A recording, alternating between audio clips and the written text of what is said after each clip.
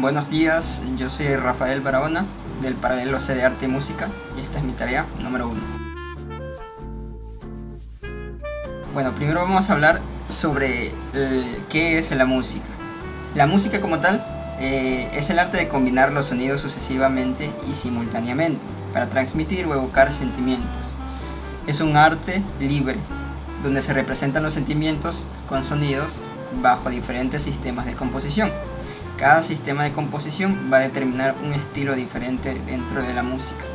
Para entender un poco más sobre la música, tenemos que saber cuáles son los elementos fundamentales de la música.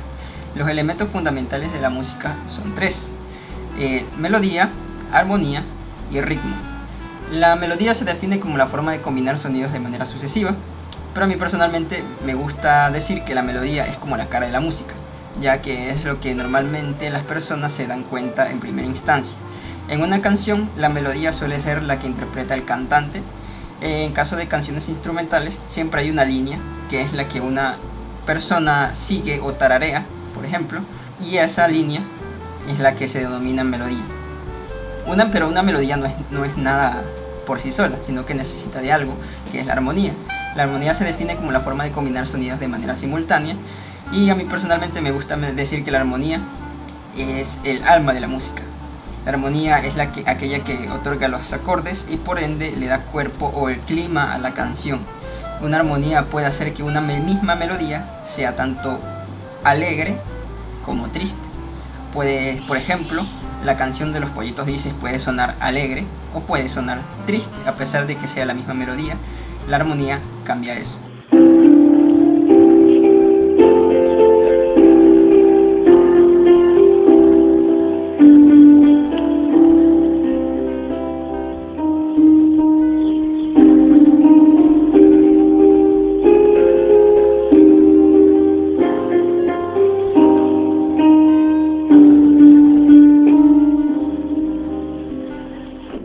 Y el ritmo se define como el pulso del tiempo que va a intervalos constantes.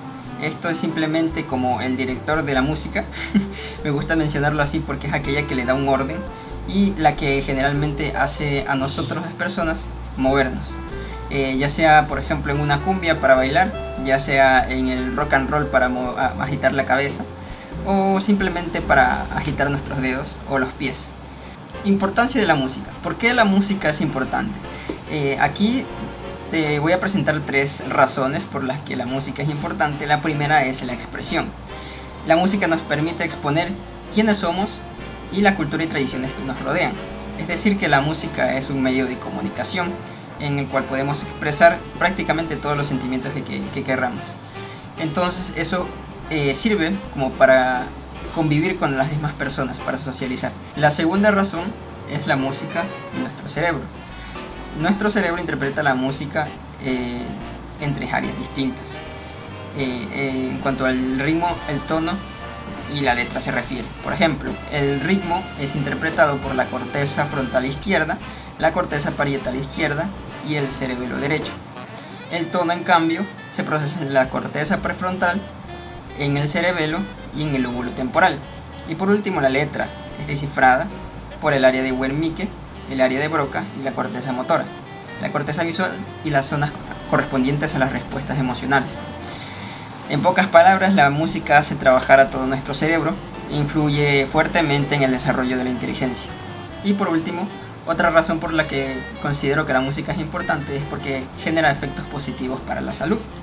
A largo plazo, la música juega un papel muy importante en nuestro bienestar, de la siguiente manera. Los niños que escuchan música desde muy pequeños tienen mejores habilidades verbales, se vuelven más creativos y viven más felices. Oír nuestras canciones favoritas ayuda a disminuir la ansiedad y contrarrestar el estrés con todos sus efectos negativos. Es un excelente apoyo para el alivio del dolor, ayuda a acelerar el proceso de recuperación de los enfermos, nos convierte en personas más positivas y un muy largo etcétera. En sí, la música tiene efectos muy positivos para nuestra salud. Ahora vamos a hablar del sonido. ¿Qué es el sonido? El sonido es la sensación que se produce en nuestros oídos por la vibración de un cuerpo. El sonido, cuando se encuentra con un obstáculo, rebota y se refleja, llegando de nuevo al emisor del sonido, y la sensación es que el sonido dura más y se extingue más tarde. Esto se conoce como reverberación. esta misma reverberación, cuando rebota con un obstáculo que está a mayor distancia y hay un número mayor de obstáculos, se produce lo que llamamos como eco. Es decir, que el sonido regresa a nosotros unos cuantos milisegundos más tarde y pareciera que es otra persona la que está hablando. Existen dos tipos de sonido, los cuales se denominan sonido determinado o musical y el sonido indeterminado o ruido. El sonido musical son los que emiten los instrumentos musicales. Lo que vibra puede ser el aire en un instrumento de viento, una cuerda en uno de cuerda o una membrana en algunos de percusión. Este sonido, como su mismo nombre lo dice, suele ser agradable para el oído humano.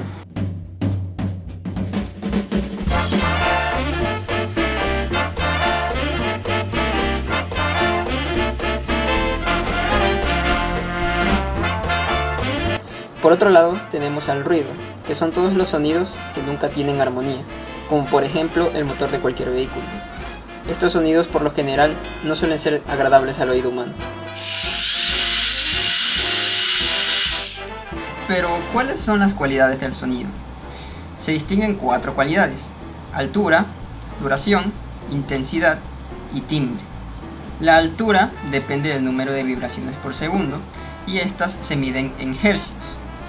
Imaginémonos que en el mundo existe una cuerda imaginaria. Esta cuerda vibra para formar sonido. Esa vibración, mientras más rápida sea, se forman sonidos más agudos, o por ejemplo el sonido de unas trompetas. Y mientras más lento vibren, se forman sonidos más graves, como por ejemplo los de un bajo. En cuanto a la duración, esta depende de lo largo que sea esta cuerda imaginaria que acababa de mencionar anteriormente. Es decir, mientras más larga sea esta cuerda, el sonido va a persistir más y va a tener una mayor duración. Mientras menos persista, va a tener una duración menor. Como tercer punto tenemos a la intensidad, la cual depende de la amplitud de la onda y se mide en decibelios. Volviendo a nuestra línea imaginaria, en este caso lo que nos va a importar es cuán grandes son las ondas que forma al vibrar. Mientras más grandes sean las ondas, se producen sonidos más fuertes, y mientras más cortas sean estas ondas, se van a producir sonidos más débiles o suaves. Y por último tenemos al timbre, el cual depende del sonido fundamental con los armónicos. Todo sonido está formado por la unión de varios sonidos secundarios que se denominan sonidos armónicos, y estos sonidos van a generar el color especial de cada sonido y nos va a ayudar a identificar qué es lo que está sonando. Por ejemplo, un piano no suena igual a un violín, o una guitarra no suena igual a un tambor.